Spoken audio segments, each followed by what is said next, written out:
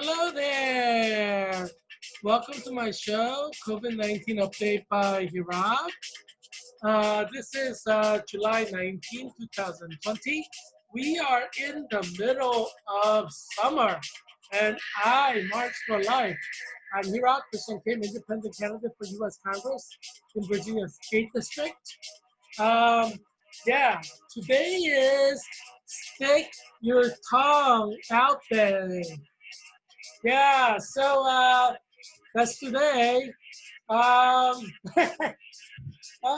stick your tongue out there. It's, it's it could be several things. It's like you can stick your tongue out to make fun of people, but if you're romantically involved with a woman, she can stick her tongue out, um, and you kiss with your tongues. They call that French kissing, right? Um, I don't know if I should tell you this story or not, but yeah, maybe I will. Because, I'm for full transparency. All of us don't know when we're going to die from COVID-19. It could be soon, it could be not so soon, but healthcare experts are saying COVID-19 is forever. So if they don't get you in the summer, they'll get you in the winter. If they don't get you in the winter, they get you in the spring. If they don't get you in the spring of next year, they get you in the summer of next year. If they don't get you in the summer of next year, they get you in the winter of next year. You know what I'm saying? So, I believe in Jesus. I have been redeemed by the blood of Jesus. So, I have eternal life waiting. So I can't really complain.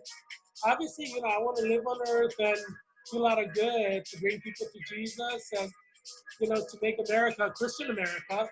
Um, America back to God, that's my motto. And obviously, I'm running for U.S. Congress in Virginia's 8th District, which is Arlington, Alexandria, Falls, Church, and Fairfax County. So I'm sacrificing, myself to serve you. If you want me to, obviously, if you vote for me, I'm going to go to Congress, serve you, bring this country back to God, make things right, make policies that's going to rescue you and your family in terms of healthcare, in terms of economy, in terms of United States strategic advantage in the world that we seem to be losing. That's something that I can do for America if I'm elected. And I have three campaign promises that I intend to keep. If you've been following the show, you know what they are. And obviously, I do not believe in the fake media, the liberal media. So I hope that you join me in rejecting the liberal media. Um, yeah, I'm glad to be here with you and to celebrate this happy stick your tongue out there. Yeah. But as I said, the story is there. When I was teaching at Brown University, um, I yes, I had a moment when I did the website thing. So um, I was like, in a dating app. So I had my profile, and I started chatting with this girl, and I was at Brown, and she was at Boston U, and she was pretty. She had red hair, and she was Irish. She was Irish Catholic, and we hit it off. So we decided to have a blind date, and so I drove up from Providence, Rhode Island, um, to Boston, where the Boston University dorms are. She was a senior, so she was going to graduate, and I think it's like around, the fall, so the beginning of her senior year. And, we haven't seen each other in person until this blind date. We just kind of corresponded. And it was actually relatively soon, which kind of surprised me. We just chatted online we didn't use chat online. Yeah, we did chat online, but not like chat talk online, but like text online to each other a little bit through the dating app. And we did that for what, like a couple weeks, maybe not even that long. And then, I guess we hit it off and we arranged to see each other. So I drove up. It was like a blind date, internet kind of site. And so I took her to John Harvard, on Harvard campus, It's like a pub and they have some food. And we had a nice time talking. And, we spent like a couple hours there. And I was thinking, like, it's still young. The night is still young. It's like a Friday night, whatever it was. And I take her back to her home, like her dormitory, like her college dormitory. And then drop her off like early in the night. It's like I asked her, obviously I respect her, and her decisions as a woman. We were on a blind date. It's the first time she's met me. And so I said, you want to go date, like dancing? I like dancing, I shared that with you in the show. So I asked her, and she's like, yeah, it's okay. So I drove her and I'm like, where's a good place to go for dancing? And she's like, well, there's like Boston Commons, because I'm from Providence. I know like places to go for dancing. Providence, I don't really know like places to go in Boston area. Actually, one of my students invited me to a birthday party, 21st birthday party, and like Sierra, like a billionaire, I guess. Um, so she lived like in Switzerland, then in America. That's like I was like a big shot, like CEO of a big company, global company, I guess. Um, so like she was my student, but a lot of my students liked me a lot. So she invited me to a birthday party, and so I went and I danced with her. But obviously, I handed in the grades and everything. So it would have been ethical at that time, it would have been ethical by Brown University rules to date her if I wanted, I guess. But I didn't, I felt like it was a little bit, one of my professors, David Blank, at UCLA, he was a chairman of the plastics department at university.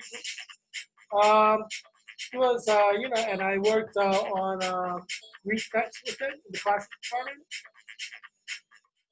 He married, he started dating an undergraduate. Uh, yeah, in the history department. And then she went and did her PhD in Cambridge. It takes like 3 years. And she came back and they got married. And she became a professor at history department.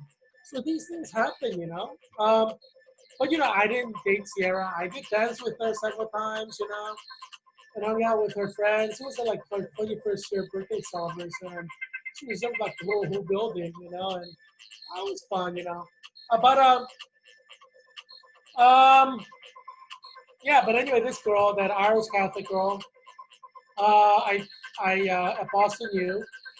Um, so I went and we started dancing, and so it was like we were like in the middle of the dance floor, so we're dancing, and I was like, I don't know, we're kind of dancing like how you normally dance, kind of apart. And then, the music got a little bit slower, so I started moving closer, and, I was kind of, I don't think I had my hand around her. I was kind of closer to her, and I don't know what possessed me, but, I started kind of kissing her in her cheeks, and I started kind of moving toward her lips. It was like a slow trail of kisses from her like ear to her lips. But I don't know, like, because I just met her, and we just had dinner. But I mean, she looked nice, you know, at the dinner, and really nice, beautiful redhead, like really nice green eyes, really fair skin. She's Irish, she's taller than me, you know, and she was telling me that after she graduates from Boston U, she wants to join the FBI. I guess I don't know how old she was, but she said she was going to join the FBI. So her dream is to become like an FBI agent and then, you know, like maybe become an assistant director or whatever. So she was like really focused on becoming an FBI agent. I didn't know there were people like that in the world. The people who want to be FBI agents, and that's like their life's goal and dream. I think she was the first one I met whose dream was becoming an FBI agent. You know, it's a little bit spooky. Um, but she was pretty, redhead, green eyes, you know, fair skin. She was 100% Irish. I think she was telling me like her grandparents came from Ireland. But get this, at Boston University, she started going to InterVarsity Christian Fellowship. So I guess she's still technically Catholic. InterVarsity Christian Fellowship is like an evangelical Christian group. Um, and yeah, so so you know, I kind of went toward her lips, and then when I reached her lips, like instead of just like having her lips, like she like stuck her tongue out like that, and like my mouth was like over her lips. So I feel like her like tongue inside my mouth, and she's like really active in there, you know. And so, wow, it was like a little bit interesting, you know, because she seemed so shy at the dinner, you know, like we were talking, you know.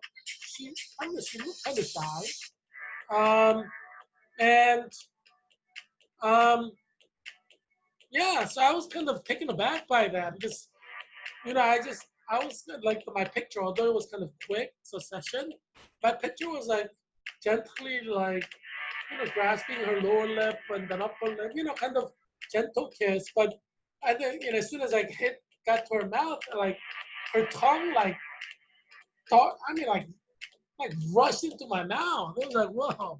I was a little bit surprised, but you know, I was cool about it. You know, I obviously, you know, you know, we're had to make out on the floor, but yeah.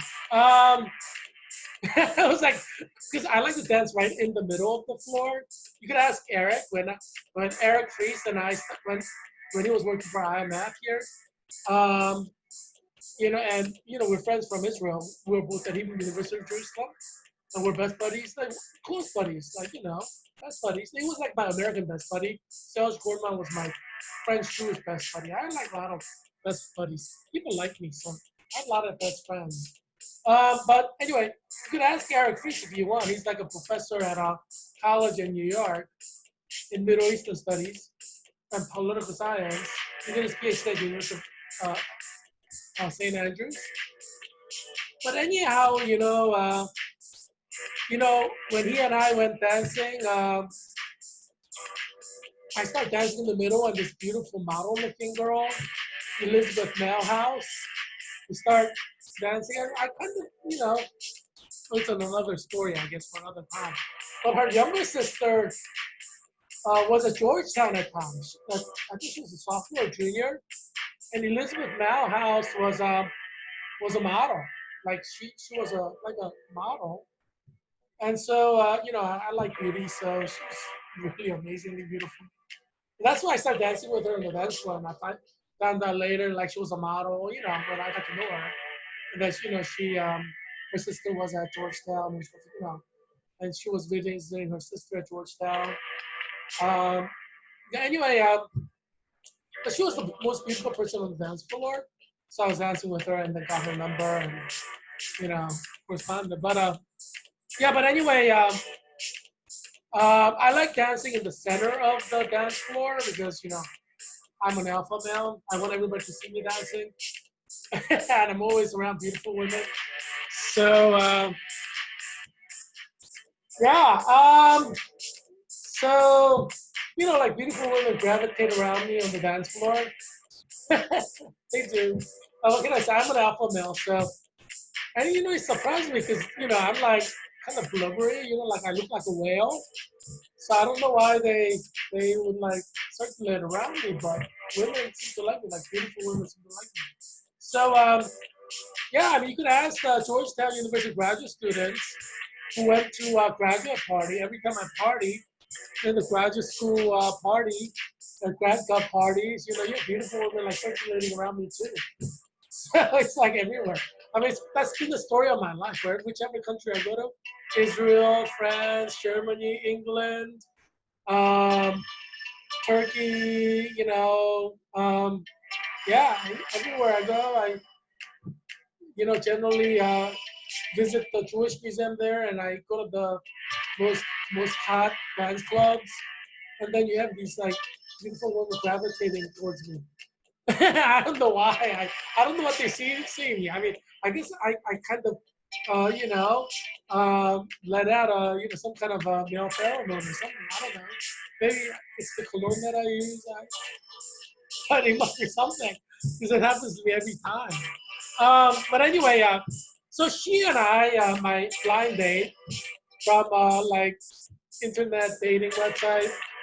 So we're dancing away in the middle, and then now we're making out. And I guess you could see from around us, that we're French kissing. I guess I don't know. I mean, I wasn't paying attention.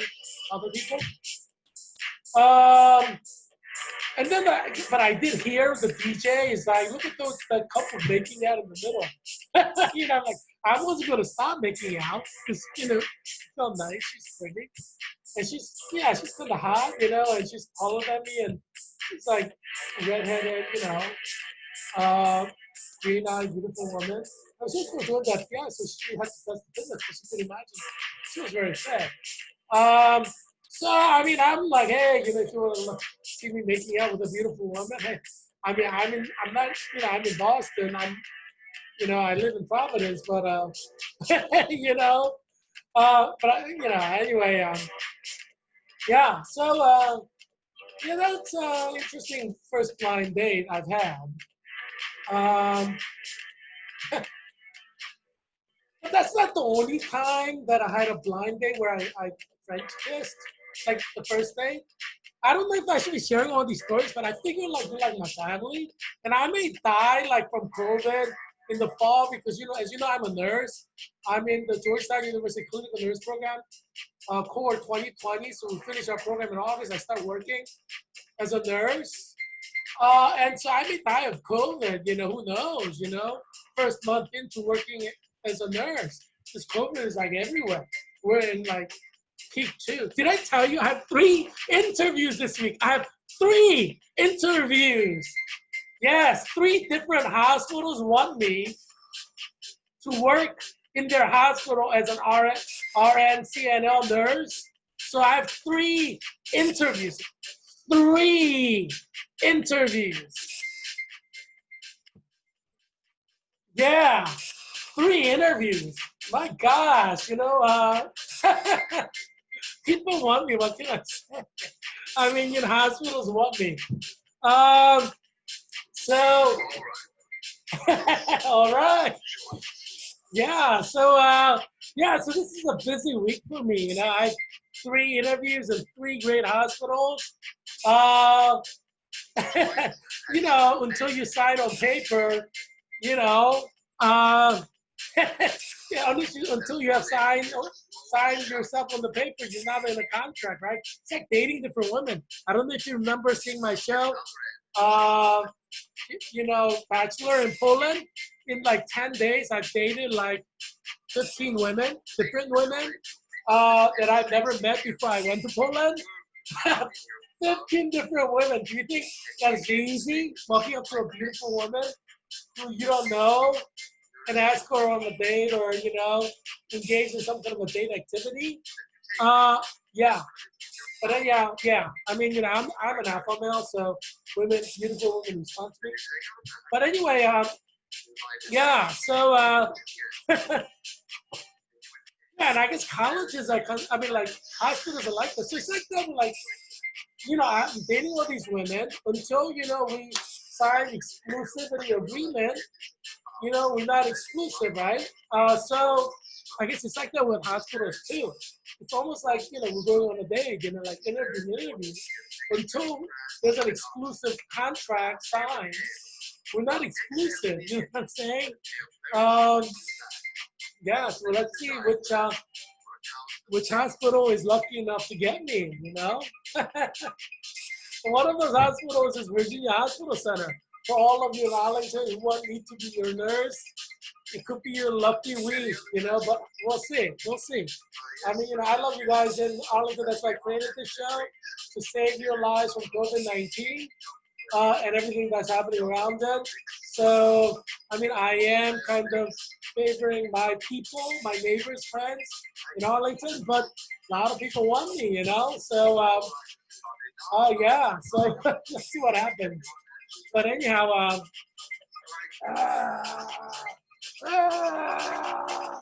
yeah, it's stick your tongue out there. So yeah, so just going back to Israel.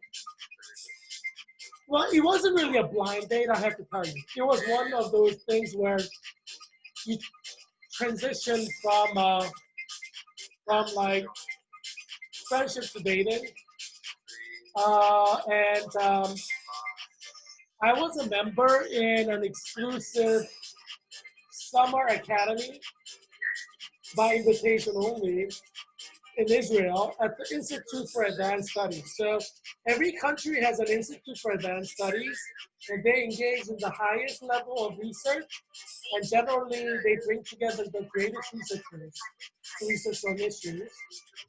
And so it's like, kind of like an all-star team. And so in Israel, I was invited by Institute for advanced studies in Givat Ram, and it's for all disciplines. It's not just for Jewish studies, it's for chemistry, physics, engineering. But, I happen to be an expert of Jews. I'm a Jewish historian.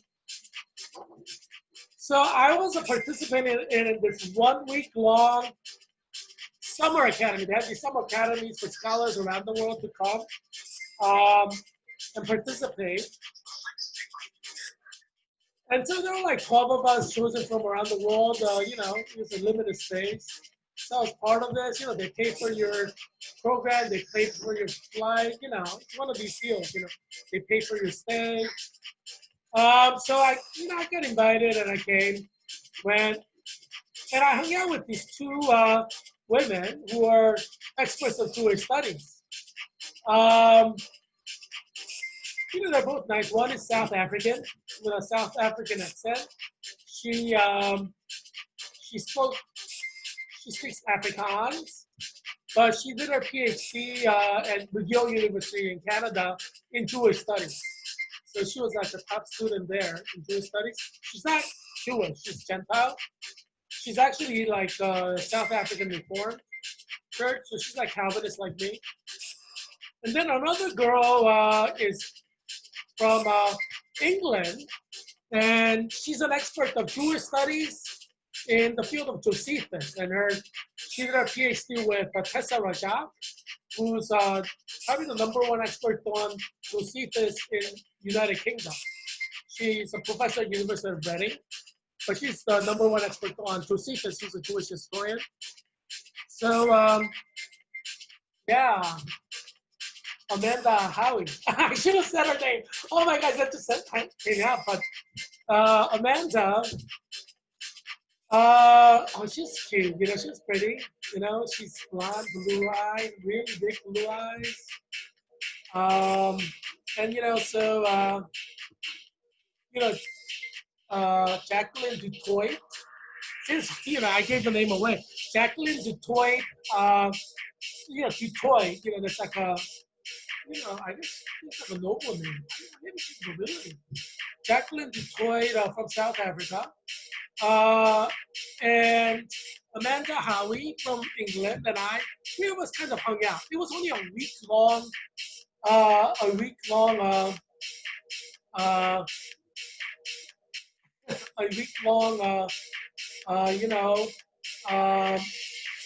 program, because it's an Institute for Advanced Studies. And our topic, basically, we meet every day to talk about our topic, which was Jewish education.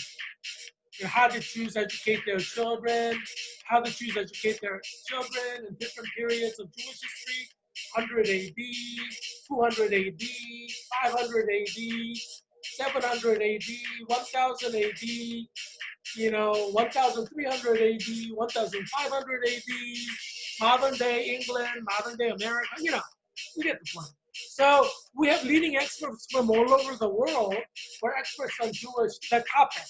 That time the topic was Jewish education. So, we're kind of learning and, it's kind of fun time. And like all these experts are generally like really old, famous experts.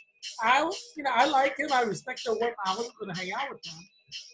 There are like some of these like brown nosers, as we call them, uh, who hung out with them just to get a job at Harvard, to teach at Harvard, or something, because of one recommendation from them, you're straight into Harvard as a, assistant professor. So you have these brown nosers hanging out with these like world famous scholars, just to get that job at Harvard or Yale as a Jewish studies professor. And I'm like, priorities, man, priorities, and I mean, I'm passionate about Jewish studies, but hey, when it comes to beautiful women and like old, like scholars, I mean, priorities, you gotta prioritize.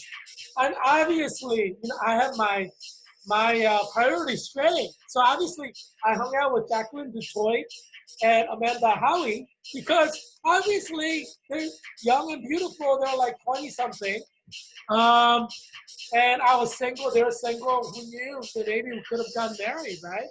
Um, we didn't get married, but we could have. So, I was spending, I like talking to beautiful women far more than I like talking to like old scholars. And I'm like, we spent the whole day with these scholars. I mean, you want to like hang out at night and drink beer and talk about Jewish studies at night with these scholars? I'm like, give me a break. So I'm not. I'm like, I'm not going to pick shop with me to summer nights when I could have fun with beautiful women. So obviously, I I opted out. I opted for Jacqueline Detroit and Amanda Howie. So we hung out, three of us, and we did a lot of fun things together. I think it was only 1 week, so there's only a limited amount of fun you could do at that time. But the night before, like Amanda went back to America, to England, because she was flying out like at 6 a.m. or something like that, 7 a.m.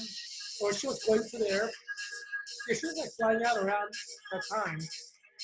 And like Jacqueline and Amanda were in Jerusalem, and I'm like a tour guy. I'm a fun guy, so I walked around giving a tour to Jackie and Amanda. We had a fun, like just that kind of spending time. Um, you know, and then Jackie like had to go somewhere. We had dinner together, and then Jackie had to go. Go back somewhere. I don't know what the deal was. Um, but so I ended up just being with Amanda, and she's I like blonde-haired, blue-eyed women. Fair skin, milky white. I don't think her blood's mixed at all. I think she's like 100% white, like for 1,000 years. You can kind of tell from the woman's complexion if she's like 100% white or not. She's like, if she has dark complexion, she probably has mixed blood. But she's like 100% like totally white. And there's a lot of them in Europe, I guess, like in Scandinavia and stuff. But yeah, she's beautiful skin, And so we hung out, and then we decided to just kind of hang out and talk. And so we were walking around, and then we settled down, sit down and chat in City Hall, like Jerusalem City Hall, where the mayor is. So we're sitting there in government property, like middle of like, it was nighttime. And she and I, we're talking, and and I mean, she had a long day. She said she was feeling tired. So, she's like, her neck was hurting, her shoulders were hurting. So I gave her a massage, and then, she's like, somebody like kiss me. And you're like, I mean, I guess we've only known each other a week, so we're not particularly like friends.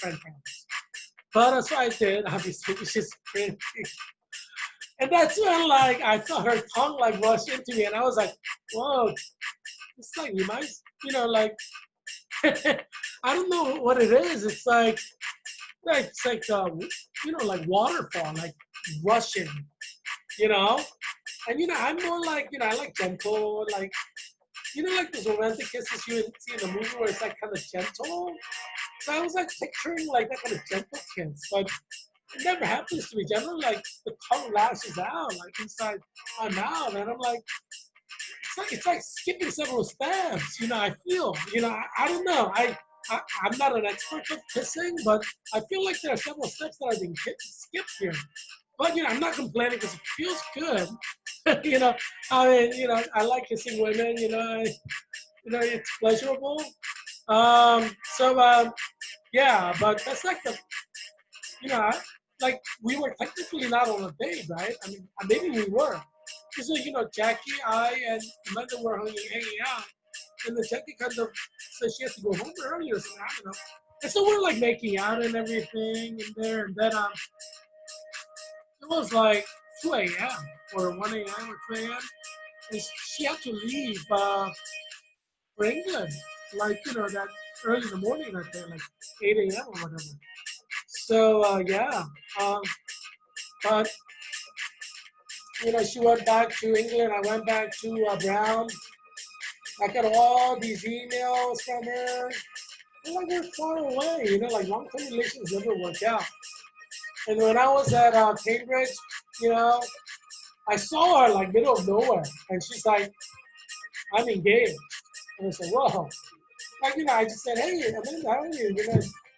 We kind of lost touch. I don't know what it is. I guess when you're far away, and when I was at Brown, as you know, I I guess I dated several women when I was at Brown. Like that Irish Catholic girl who's probably like assistant at the FBI right now. That was like her dream. She reached it. So that Irish girl, Elizabeth House, was kind of like and so she was in New York City, and I was in Providence. But and when I was at Brown, I also went out with that Orthodox Jewish girl from Stanford. I told you about another show. And I went out with uh, oh yeah, the Louisiana Southern Belle. His sister goes to mass every day. The most pretty girl at Brown University. I shared with you about that. But anyway, yeah, and there were others as well. I mean, who has time to talk about everything, right? But maybe I will share more later, another time.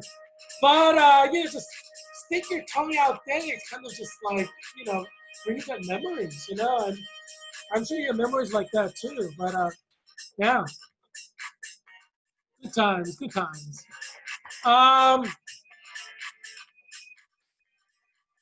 yeah, so there were, I guess, I don't know, Johns Hopkins is like slacking or something, because I'm sure there's more than 381 deaths.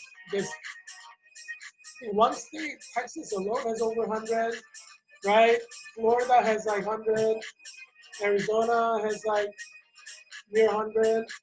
That's like already 300 there. And then Georgia has like 50-ish, Ohio has 50-ish. I think like Maryland and Virginia has some. I think Utah has 40 or something. California has like, close to 100. So there's no way it's only 381. I think like the guy who's doing that is probably like French kissing somebody right now. It is stick the tongue out there. So maybe he forgot to put him in, or he's making out, so he's waiting to put him in later. So yeah, I wouldn't trust that 381. It's definitely far higher than that. Just looking at California, Texas, Florida, Arizona, Ohio, Utah, yeah, it's definitely like around 1,000. So I would say that's inaccurate.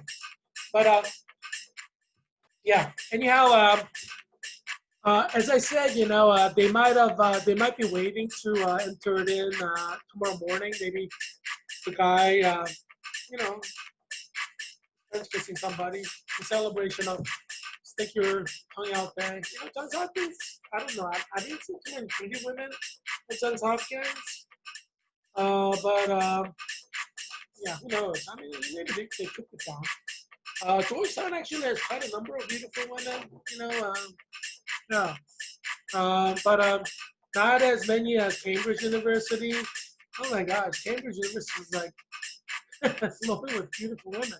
All these aristocrats and billionaires are beautiful. Yeah. Oh my gosh, I miss Cambridge. Anyway, yeah. Going back to our thing.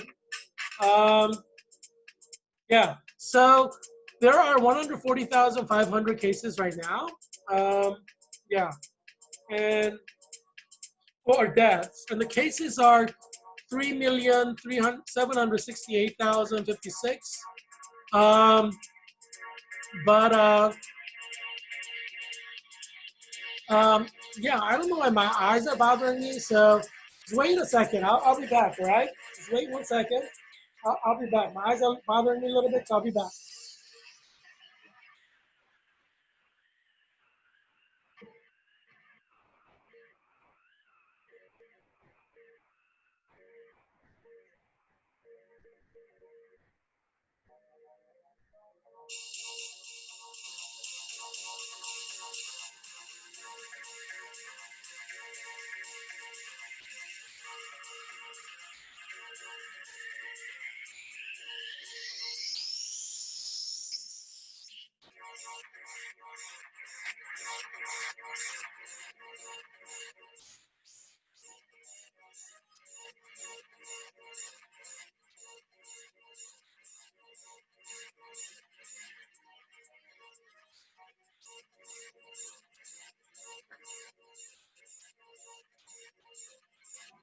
Yeah. So yes, I'm back. I hope you didn't miss me too much. I promise you I'll be back. So I'm back. Yeah. Did I tell you I don't believe in the liberal media? Yeah, I just do not believe in the liberal media. But anyhow, let's do the top 5 Asian countries. India has 1,077,781. And the deaths are at 2% rate. The total number of deaths is 26,816. And yeah, so it's a drop in the bucket compared to the United States. That's a lot still. And the death rate is still low at 2%. But I mean, it's the highest in Asia. Pakistan, the death rate is similar to India, but they just have less cases, so they have less deaths. It's 263,400 96 cases. The death rate is at 5,568. Um, and it's like 2%. Um, yeah. And Bangladesh is 204,525. And the death rate is 2,618, 1%. Indonesia is 86,521 cases. The death rate is 5%, 4,143 deaths. China is 85,314 cases. Death is 4,644. And so, um, yeah, and some of those photos are from Cambridge. You see me with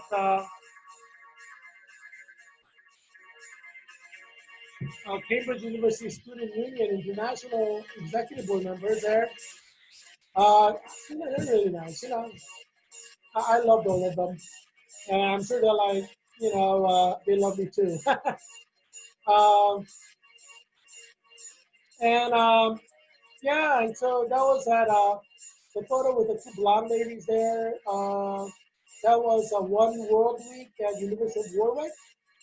That was fun. And then that was Halloween celebration. I dressed up like a cowboy and hung out with beautiful European women. It was fun. Yeah, they didn't dress up though. They should have wore something for Halloween, like party poopers. Yeah. So we're facing COVID-19, and obviously, one of the things that I thank God the most about is the beauty of the female form. There's nothing like that in the world. The beauty of the female form is much more beautiful than anything in the world, in my opinion. Um, so the saddest day for me was when they got rid of the swimsuit issue or swimsuit competition at Miss America. I just don't watch Miss America anymore because there's no point. I mean, I'm like, why would you have a beauty pageant if you're not going to have a swimsuit? I was like, lame. Which idiot thought of that? Like, who owns Miss America? Um, yeah, some idiot got rid of a swimsuit competition. Who's going to watch it? I mean, geez. The most important thing in a woman is her physical beauty. That's been the case since the beginning of time. I mean, why do you think women buy cosmetics? Why do you think they do their nails? Why do you think they do their hair? I mean, because they want to be beautiful and they spend a lot of money on that stuff. So the least thing you could do as a man is respect that and celebrate it and celebrate them wearing beautiful swimsuit and swimsuit competition. You know? Um, yeah, it's kind of like lesbians and LGBTQ was trying to get rid of, you know, uh, swimsuit issues. And they're like, oh, men should look at women. You're like, what the beep? What the beep? God created woman uh, beautifully with all those curves to physically arouse men so that they can copulate and have children, right? The beauty of the feminine form, especially naked woman's body, it is biological in nature as well because God said when He created Eve and brought her out to Adam,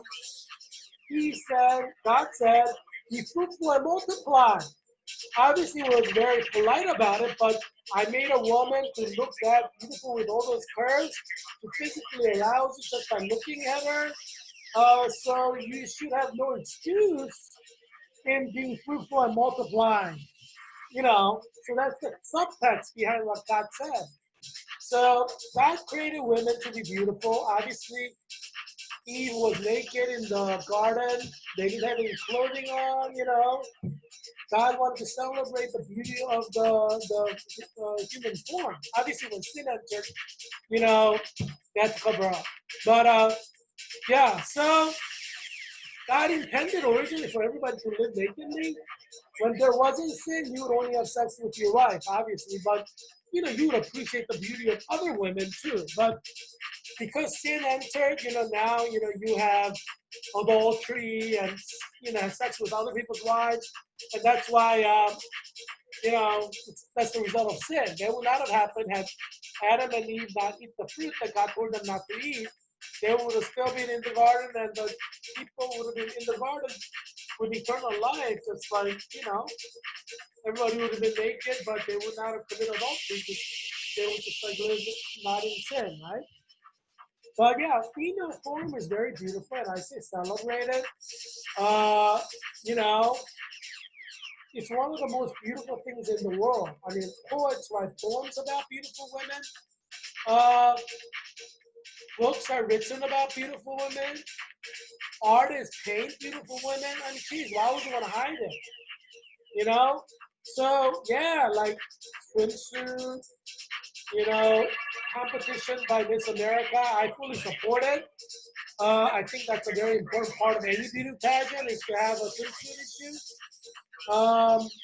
Yeah, I mean, and Dallas Cowboys, the Cowgirls, we see them Primarily because of their physical value, right? They're beautiful, and we adore them and their beauty. In a way, we honor women by appreciating their beauty.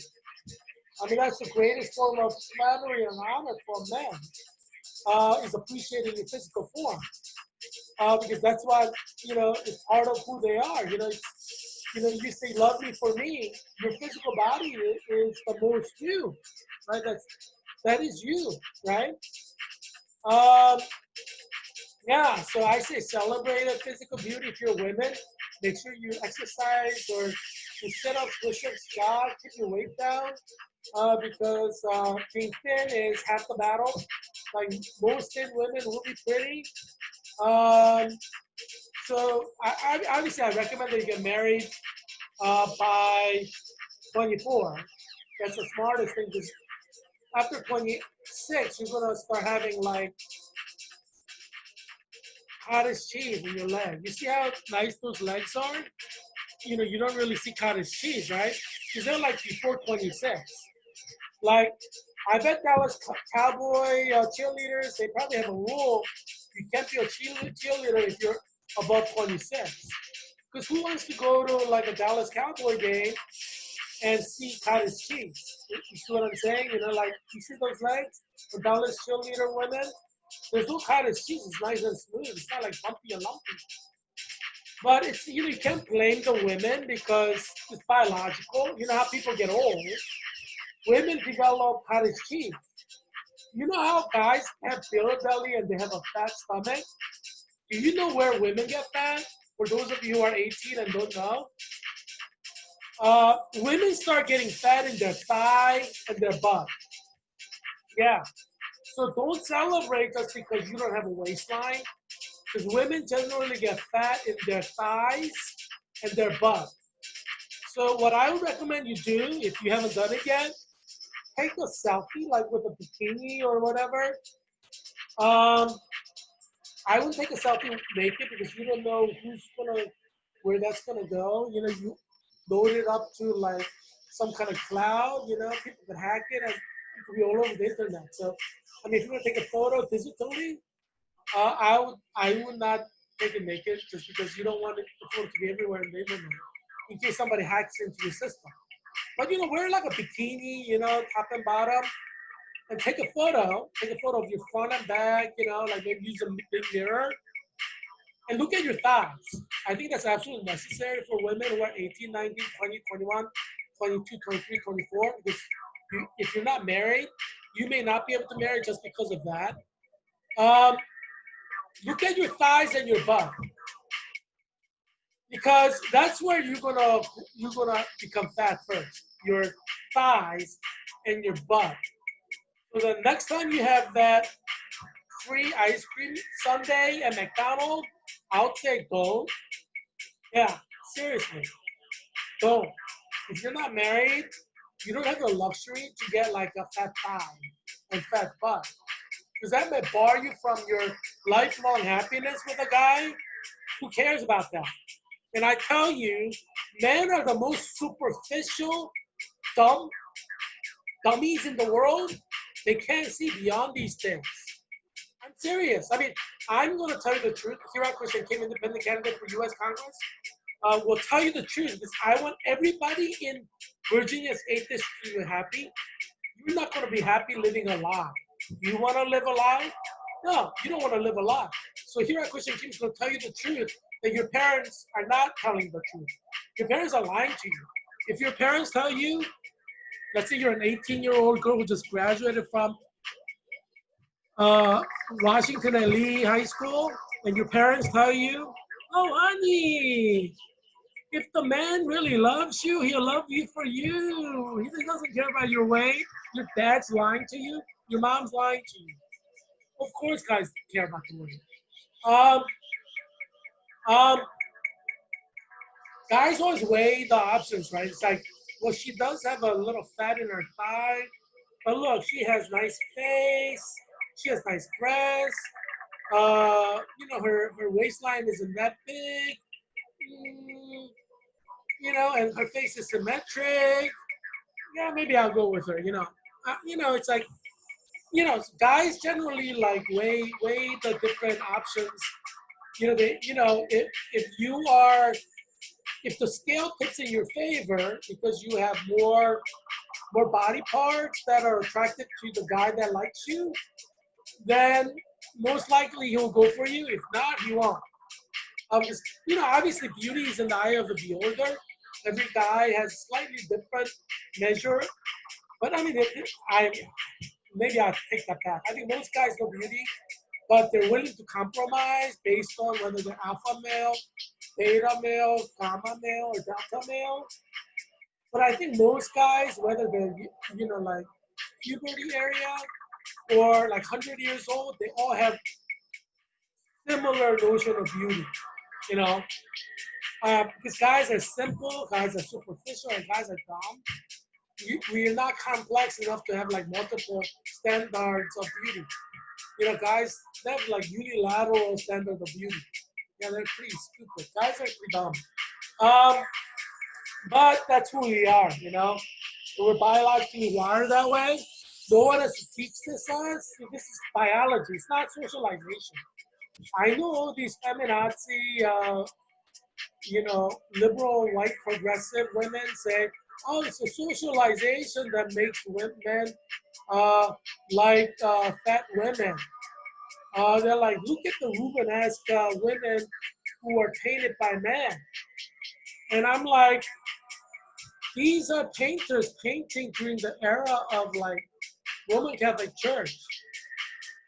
You know, I'm sure there were some like guidelines there. Um, and it's a form of censorship, maybe.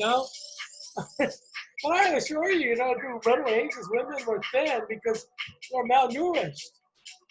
So, and men probably went after thin women. It's like in every culture, mostly.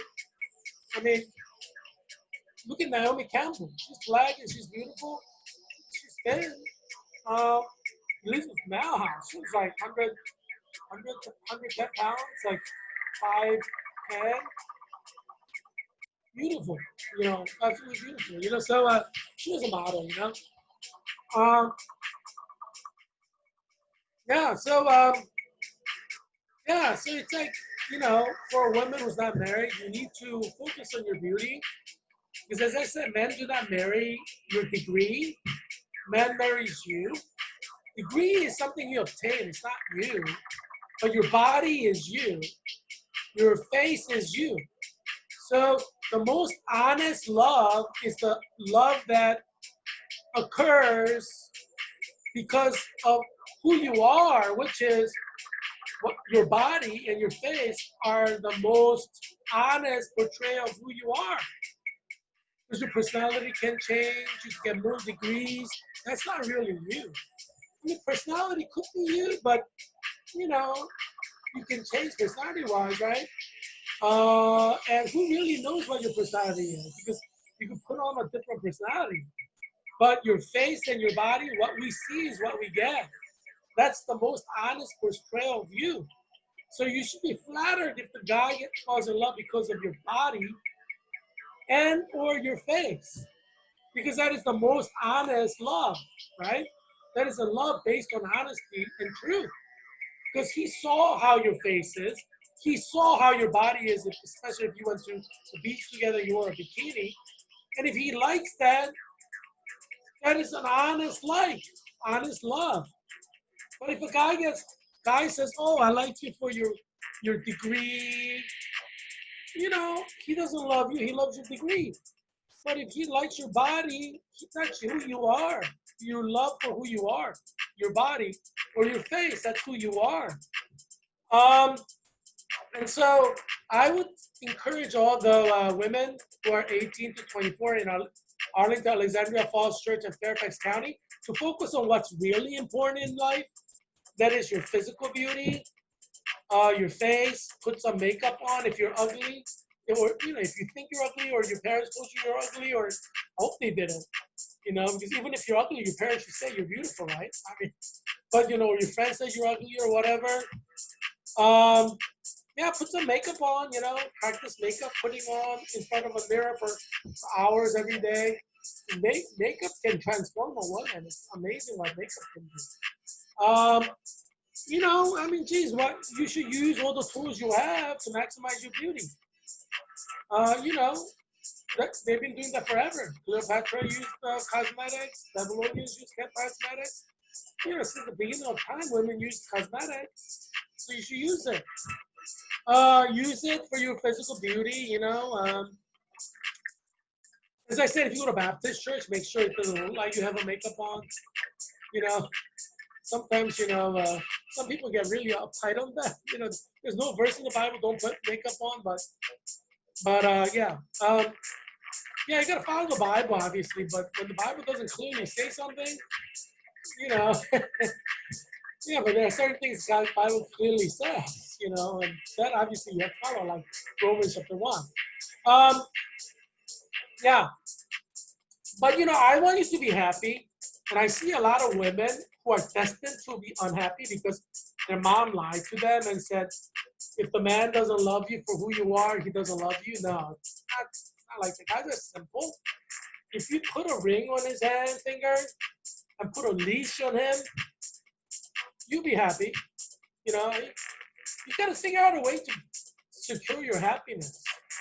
You cannot expect a man to love you for you in the way you think he should love you, because that's never gonna happen. It's like fantasy world. You can never expect men to desire you physically more than someone who's younger than you when you're like 40. I mean, that's just unreasonable. You're like living in fiction. Yes, your husband who's 40 is gonna love a woman who's 20, the woman who's 20 years younger, but remember you have that leash that you put on your husband so he won't stray. And he may look at a beautiful woman who's 20, but he's gonna have sex with you. I mean, I think you should encourage your husband who's 40 to look at beautiful women, and he gets all hot and heavy, and he'll have sex with you, bring you pleasure. It's like utilizing the means to bring yourself pleasure. I mean, geez, Bible says thou shalt not have, adultery, right? And so, your husband did not have sex with the girl that he's looking at. He's having sex with you. So if he's at the, beach looking at a girl like that, getting excited and goes home and have sex with you, I think that's a good thing, right? Because you should be having sex with your husband every day, even if you're 40, right? So why should you be too upset that your husband is hot and heavy, right? After day at the beach, you're gonna get the sex, the pleasure, and the loving. He's gonna love you. He's not gonna love her. You see what I'm saying? So liberal progressives want to destroy your happiness and joy and pleasure because liberal progressive feminazis don't want your husband to see women who's beautiful like that in the society. So he's not turned on. So he has no motivation to have sex with you. So for women who haven't had sex with their husband for like a month or 2 months or longer, I would encourage you to make sure you go to the beach next week, Saturday, and grab a spot closer to where the beautiful women are. Because at the end of the day, you have to secure sexual pleasure for yourself from your husband. You can't wait for it to happen. He's a simpleton. He's a man. He's turned on by physical beauty, right? Once he's turned on, he wants to have sex with a girl, and you're there with a leash, and he's going to pleasure you. Let's get the priorities straight. You want to be pleasured. You like the pleasure. Get your husband pleasure you. The feminists, feminazis, the liberal progressive, they want to take that away from you. They want to take your pleasure away from you, sex every night from you, by telling your husband they can't look at a beautiful woman. Is that something you want for your life? No sex for months and months? And then you get together with your friends like, I and my husband and I haven't had sex for like 6 months. Whose fault is that? Whose fault is that, really? Let's be honest here. We're being honest here. It's the feminazis who wants to keep your husband from appreciating physical beauty so he's not excited. You know, feminazis want to take pleasure and happiness away from every 40-year woman who's married. Why is that a right thing? I say bring the pleasure back for the housewives with their husband, because sex is an important part of continuing your happiness. If you're a 40-year, 50-year, 60-year-old woman, or even 30-year-old woman in your marriage, all these feminazis are raising regulations that's bringing you unhappiness. It's not fair to you.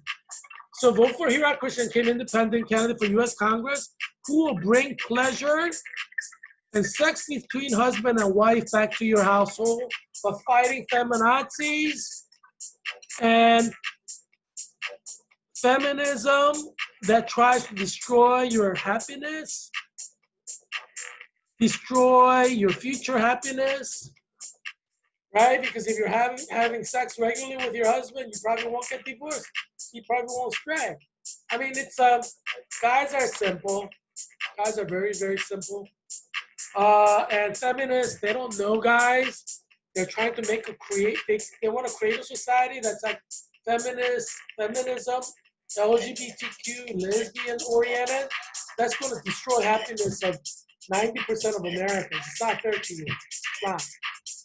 And that goes for educated women as non-educated women. I want to bring happiness back to your family. I want to make sure your marriage is happy. Obviously, to have a happy marriage, there has to be a lot of sex.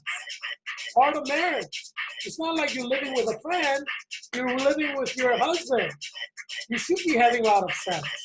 If you can't have sex with any other guy, then you have your women needs, whether you're 30 or 40 or 50. Yeah, so Heerak Christian Kim will bring your happiness, your pleasure back. The reason this is important, the St. Paul talks about it. St. Paul says, if you're a husband and wife, you have to have sex. He says it. He says every time your wife wants sex, you have to give her sex. It's a duty. Every time your husband wants sex, you have to give him sex. You know, it's a requirement in the New Testament that you give your husband sex. That your husband gives you sex when there's a demand. Yeah, not giving sex is sin. Like if your husband says, honey, let's have sex, you said, no, that's sin. Or same with if a woman wants to have sex and the guy says, I don't feel like it, that's sin.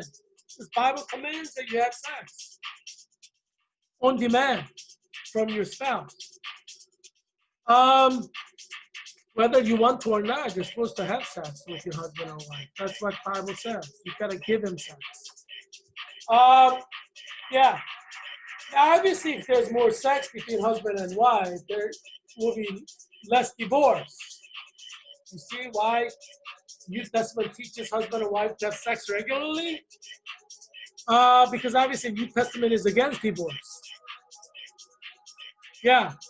And if you see TV shows, it says, oh, I committed adultery with that woman because we didn't have sex for a month. You know, it's the same old story. Same old. Yeah, so obviously, you know, we can use the phase analysis to solve this problem. As you know, I'm a clinical nurse leader who passed his CNL certificate exam. So I mean, officially, you're supposed to have your certificate in hand. It's coming to me. But being an expert, I know all these techniques to analyze and solve problems. One of them is FADE, which is focus, analyze, develop, and execute. So I'm defining the problem. The problem is you as a woman in marriage are not getting enough sex. And sex is important in marriage. That's why St. Paul says husband and women should have sex. and should give sex on demand. So the focus, defining the problem, is that you're not getting enough sex. So we're analyzing now. So why is it this? What's the cause? And I've identified the cause as feminazis who wants to hide women's beauty, don't want men to look at women's beauty, right? That's one causative factor. Second factor are liberal progressives who who want to create a society that's gender neutral, which means they don't want us men to appreciate curvaceous, beautiful women like that you see on the screen, right? Because they want gender neutrality means they don't want women to be appreciated for their physical beauty, the feminine form, which is different from male form. So these liberal progressive want to destroy anything that distinguishes genders, women's body from men's body. You see the agenda that they have? So that's a second causative factor. So we're analyzing here now. Third causative factor is LGBTQ. Obviously, they want to reduce men from being physically attracted to women. So they try to take physical beauty of women away so that men could get attracted to other men. So for LGBTQ, it's a agenda driven to create more men to be LGBTQ. Yes, these are three causative factors I'm analyzing through faith. See, these things are useful not only in the realm of nursing, but in society. So you develop a plan, right, to correct this. What's the plan to correct this? I said if you're a woman who wants more sex from your husband, create the opportunity for yourself. Be a go-getter. You could either demand sex and bring St. Paul into it and says, I'm your wife, you're supposed to give me sex and pleasure me, that's your husband's duty. You could take the direct approach. You have the right, according to the New Testament, to do that. The more indirect approach, which may be better, less conflict-driven, is take your husband to the beach and position yourself to scantily clothed women like that, so that he becomes all hot and heavy and excited. And when you go home, you have exciting night of sex where you are pleasured. God wants you to be pleasured in marriage. That's why God says husbands are supposed to give their wife sex when they ask for it. I mean, this is a biblical rule. God thinks about everything. God wants you to have a lot of sex in marriage. So I've developed a plan. Now execution, you gotta execute it. You're in the marriage. And you're the one who's gonna benefit from the sexual relationship with your husband and wife. So obviously it's important for husband and wife to have a lot of sex. And so I hope that this fade analysis to help you not get divorced, because if you get divorced, you're gonna be a single unmarried woman who no longer has a husband, who may suffer financially because there's no longer two family income. They say a lot of the women in the suburbs have entered the poverty line because as single income earner, they cannot maintain middle class life.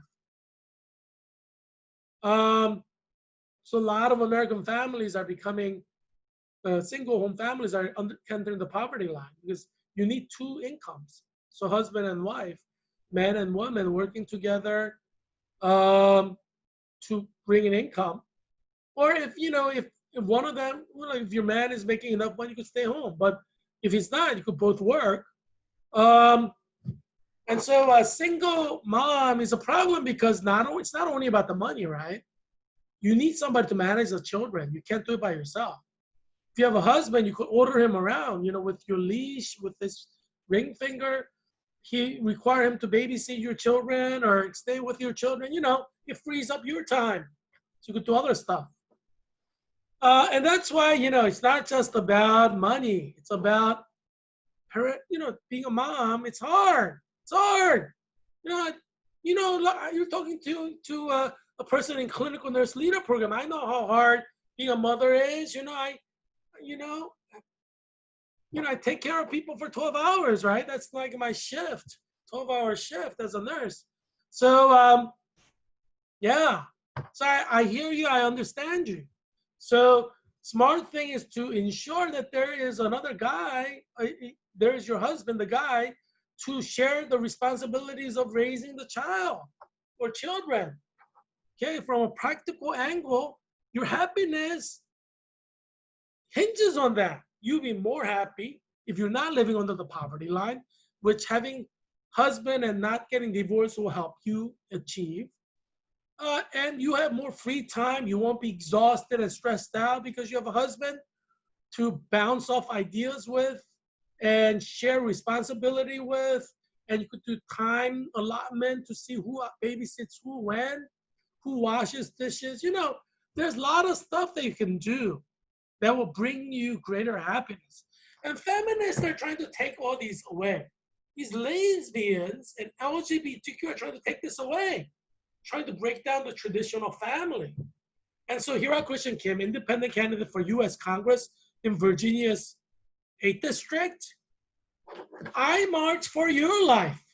Your life is valuable to me, and the quality of your life is valuable to me. I don't want you to get divorced, become a single mother, enter the poverty line. I don't want you to get divorced and become a single mother and get stressed out because there's no one out to share the responsibility with you to raise your children.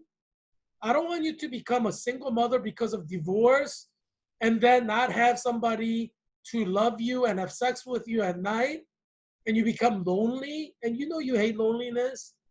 And I don't want you to get divorced because Jesus Christ forbade it.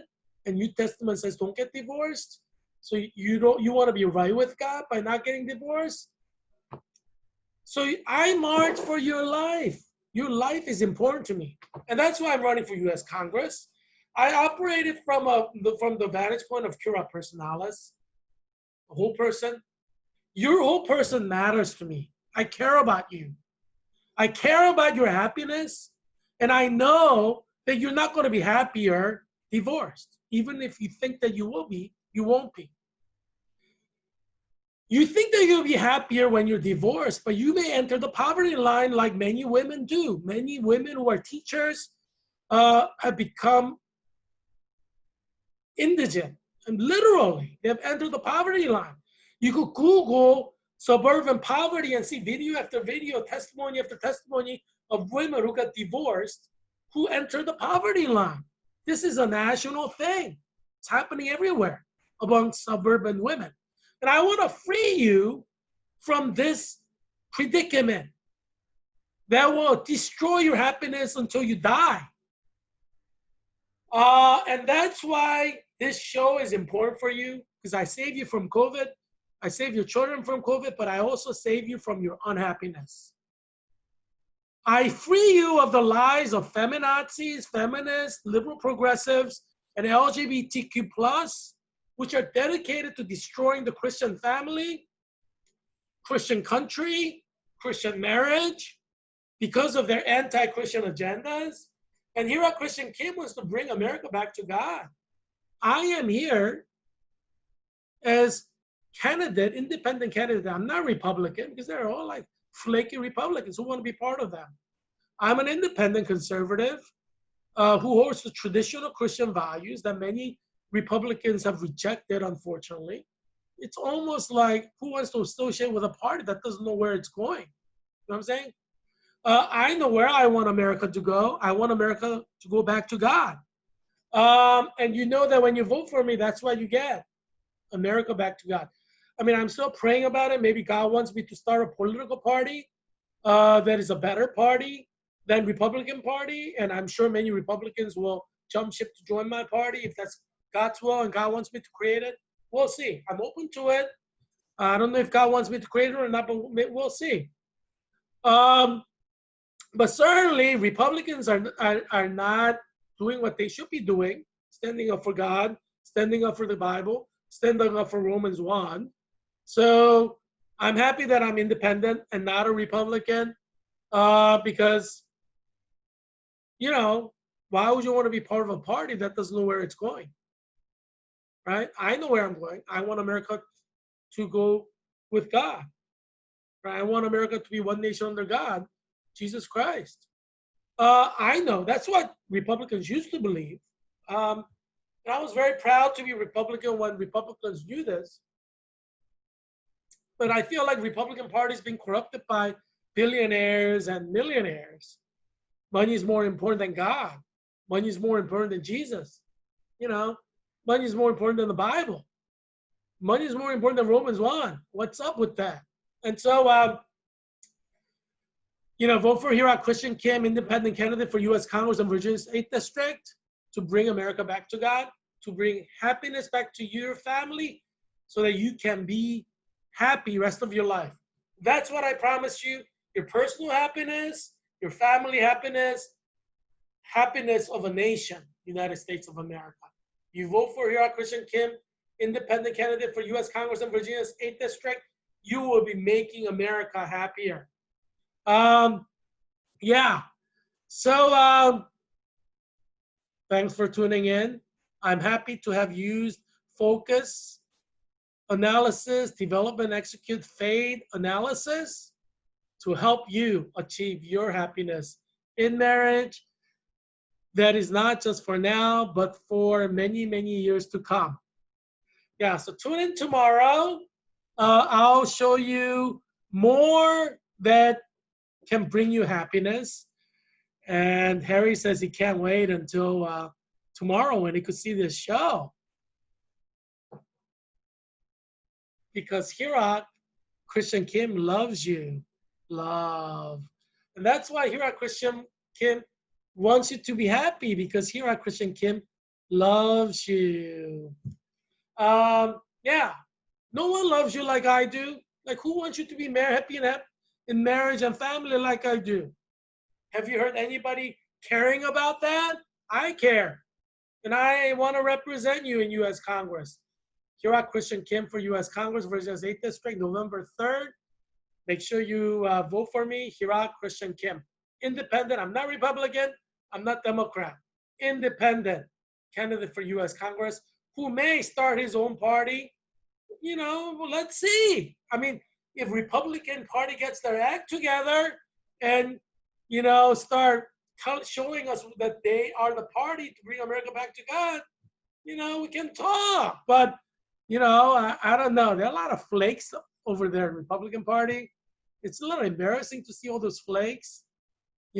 I've seen a lot of flaky tweets yesterday. It's just, I don't know. I just don't know.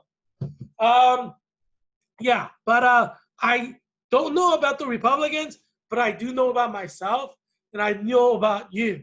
I know that you should be voting for me for independent candidate for U.S. Congress in Virginia's 8th District.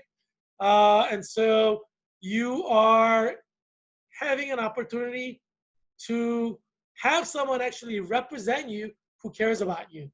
You are lucky because I'm here running for U.S. Congress in Virginia's 8th District. Right? Right? Yeah, so give me a 5.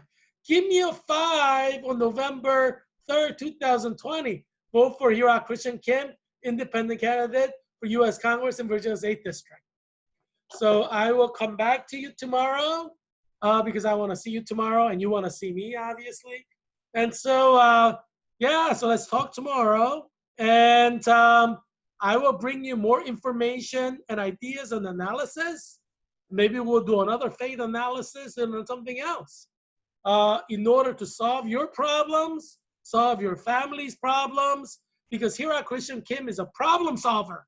Yes, problem solver. Yeah, so see you tomorrow, and happy Stick Your Tongue Out Day. Be well. Bye.